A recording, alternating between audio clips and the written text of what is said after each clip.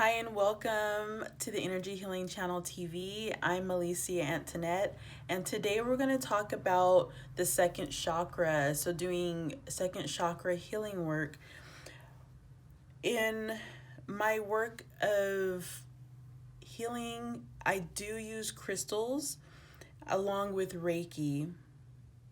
So this is the second chakra crystal that I utilize. It's a part of a set.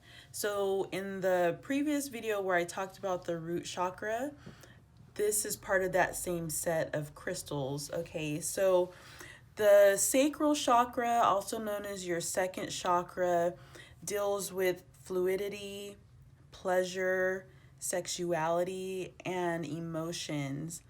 And the musical note is D, D as in dog.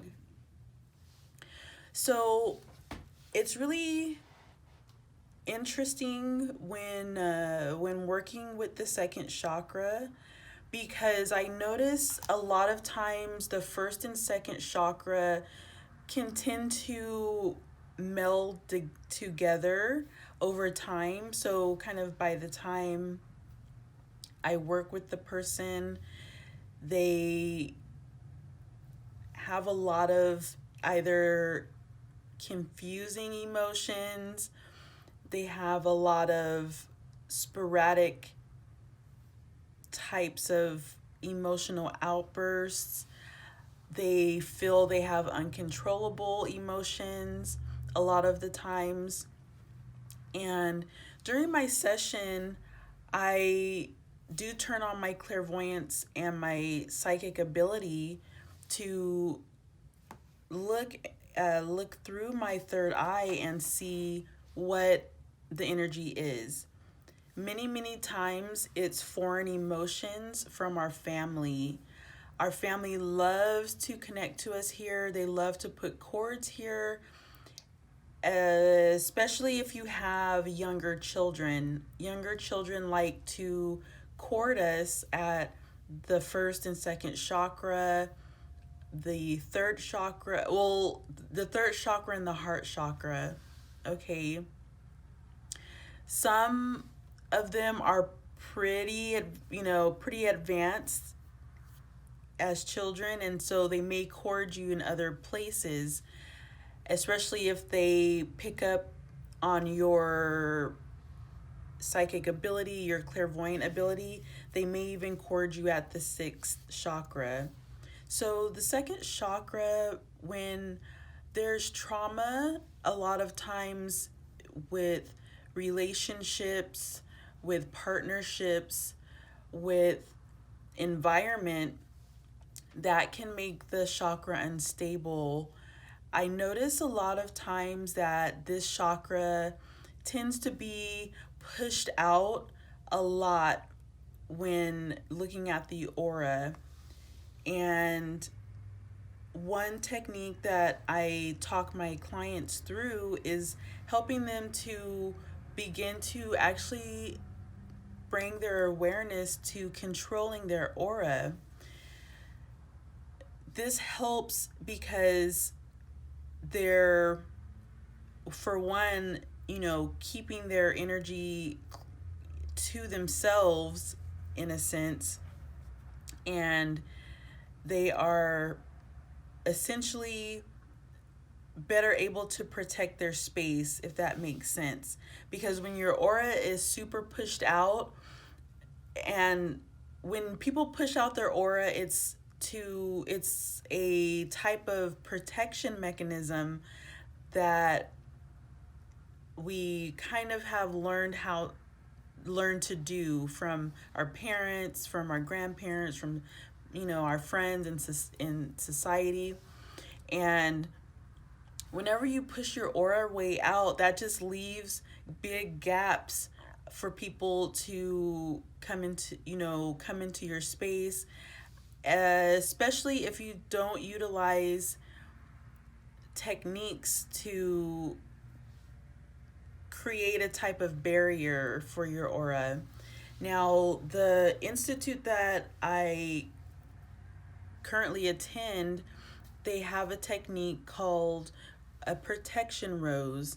Now, it can be anything. Your imagination, like I've mentioned many times before, is very powerful. So whatever you feel comfortable with as something that can protect your aura, you want to just make sure that it's grounded, and you want to replace it every now and then. You can even just visualize a grounding rod, because essentially that's what the protection rose is doing. You have it on the edge of your aura, you have it grounded in to the center of the earth. So that way, when foreign energy tries to enter your space, it actually hits that protection rose or that protection item, and it grounds it out before it can even really come into your space. Because it's like, once it comes into your space, you may tend to think that it's your energy, and you'll start acting out that energy and things of that nature. I actually had a reading the other day, and the lady was she was in a really big growth period, and she was just having a really hard time with people at her job and people just out and about. Like when she went shopping, she felt really threatened. She felt really like people were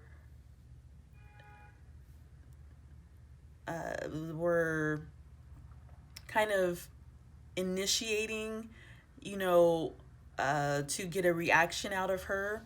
And so when I took a look at her space, and I took a look, at her aura, I took a look at her grounding, because she has some of these tools to protect her space, but because she hasn't been used to really using them and building the confidence in trusting her tools, there was a protection item that wasn't it was basically, it had been destroyed. And whenever that's the item, the protection rose or the protection rod, whatever you decide to use, whenever it's been destroyed, that's when it's a good time to change it out and replace it. Because we encounter energy, foreign energy, all day long. No matter if you are staying at home and you're online all day, whether you're out and about, out in public, and you're interacting with people, whether you're at work dealing with that crazy ass boss, like, we're encountering all of these foreign energies. And a lot of times, like, we, especially in the beginning, I would say we tend to work from our lower chakras. We tend to be more on the emotional side of things, instead of being up in the center of our head where we can be neutral. So healing this area, a lot of times I find that a beautiful guided meditation really works, helping with self-affirmation and positive words really helps to build the positive energy. Another thing that I notice a lot of times that can be in the second layer of the aura, and also in the layers of the chakra, are past life energies and past life information. And it's really amazing that, we come here to this lifetime and we want to basically clear our karma, but because we have this sort of veil or sort of spell that has been put on everybody to kind of forget how to do those things, or what you really came here to do, it can really get confusing. And it's funny because, little children, they have no filter. They don't have a lot of those programs yet. And that's why you see them, like, they will straight out tell you how they're feeling. They don't really hold back. And as we grow up, we learn to, oh, I shouldn't say this, or I shouldn't say that, I shouldn't express this. And we tend to hold a lot of those emotions inside. And that's why depression is really high. That's why anxiety is really high in our society. And that's why just overall uncertainty and unsatisfaction is really high in the world that we know. And it's just, you know, it's kind of being magnified right now, especially because of, you know, this unknown uh, disease. And when studying diseases and studying the spiritual causes of those diseases, because understand this, when you're dealing with something in the unseen, basically like the spiritual aspect, when you've been dealing with it for so long and you haven't let it go or you haven't resolved it, it will actually start to manifest physically in your body. And it's really amazing because I've actually had a healing myself not too long ago, and in my female creative space, which is also in and deals with the second chakra, I was holding on to a lot of past life baby energy of babies that I've had in past lives. And so I've been really working on clearing that out of my space to allow space for a present time baby being, so that, you know, I can bring new life in present time. So when you're working with someone to help them clear this area, it can be a little trying. So I want to encourage you to do your meditation prior, set your intention for the healing, but also make sure that you have your protection barrier up, because as the person is releasing, it can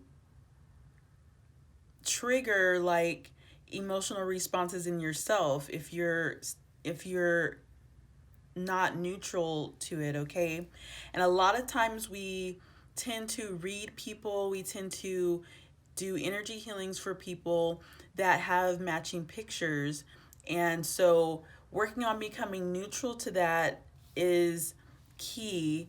Now, it's not, you know, it doesn't really happen overnight. It's just like anything, when it's like anything new that you're learning to do or you're practicing doing, you have to actually practice it.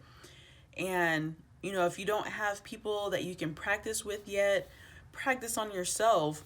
That's the one thing that I really focused on when I first got started, was looking at my space, because when you heal yourself, you will tend to draw in the people that need that healing, okay? And they spiritually will learn a lot from you, and then physically learn a lot from you as well. And I I like to follow up. I don't really like to rush the session either, especially when it's dealing with the second chakra, because like I said, a lot of emotional things are stuffed in there. And like I mentioned in the last video, you know, each chakra has 12 layers, and those 12 layers also have 12 layers. So essentially, there's 144 layers to each chakra. And when doing the work, you know, focusing on kind of the surface layer stuff, because doing energy work, it is layer by layer. Like you clear off one layer, and then the next layer hits or comes to the surface. So like as the chakra is releasing, the new layer can be some old memory, you know, from when they were 5 and they got they got a whooping, or they got disciplined in such a way that shut them that shut them down, or shut their emotional response down. And let's see, yeah, that's about it. I just wanted to kind of come on and share and talk about that, because I had a really beautiful second chakra healing a couple of days ago.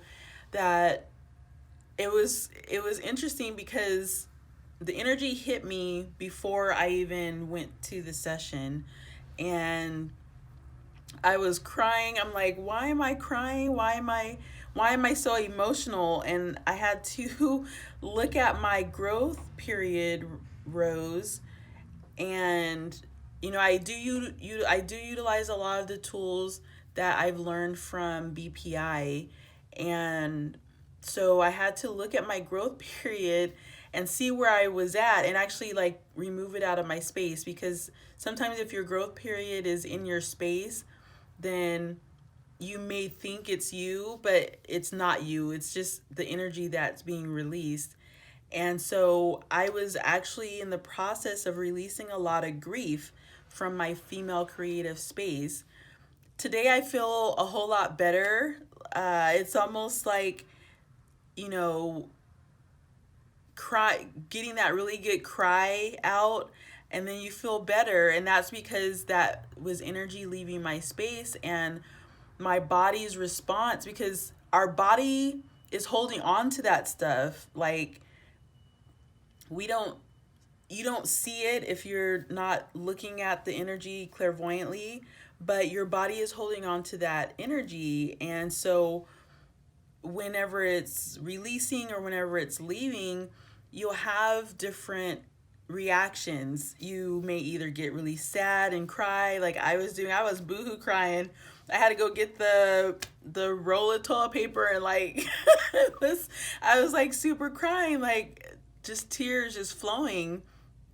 Or you may get super angry. You may get super upset and be really, really sensitive to people making you upset. So that's why I said, when you're working with somebody and you're helping them through that process, it may take 1, 2, 3 sessions. Apologies about that. I had a phone call that came in. But just in wrapping up, the second chakra is really something that I feel we're always kind of working on healing, and helping to bring it more into present time, because as we interact with other people and as we're clearing our space, sometimes because they're still stuck in past tense, they kind of want to bring us back. They want to bring us to their energy level. But with having that protection rose or that protection rod or whatever item you feel is a type of protection item, then making sure you have that will help to block those cords that people put in our space. That'll help to protect us from the foreign emotions and from the foreign energy. So I appreciate you and spending time with me today. I wish you well, and I will see you on the next video where we will talk about the third chakra. All right, guys, peace.